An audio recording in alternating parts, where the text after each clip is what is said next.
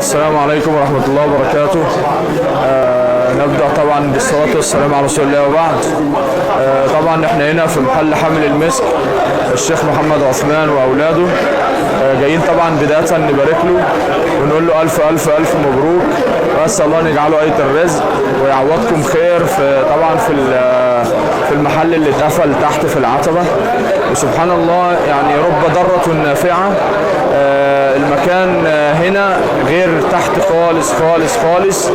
طبعا كان حصل ابتلاء كده للشيخ محمد والمحل اللي تحت اللي اتقفل في غلق العمارة كلها. فطبعا سبحان الله كلنا كنا في حزن شديد بسبب اللي حصل معاهم، ولكن سبحان الله يعني لما جيت شفت المحل هنا والافتتاح هنا، اللهم بارك، ربنا يعوضهم خير. وما شاء الله الفرع هنا يعني جامع ما بين شغل كتير جدا، وطبعا يعني نتنبأ له النجاح. وطبعا شركة الحرم مساعدة هنا في يعني مشاركة هنا في الفرع طبعا بمنتجاتها كلها. ودي طبعا يعني حاجة بسيطة قدمناها للشيخ محمد عثمان وأولاده. أسأل الله أن يتقبلها مننا ويجعلها خالصة لوجهه.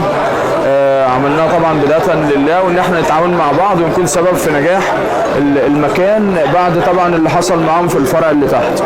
بفضل الله عز وجل المنتجات الشركة كلها موجودة من بارفكس وفريجرانس اويل، وطبعا موجود طبعا منتجات المصنع كلها من بخور ومن كريمات ومزيلات عرق ومخمريات. وطبعا برضو موجود الشغل بتاع افنان، زي ما انتم عارفين ان احنا وكلاء في مصر الافنان.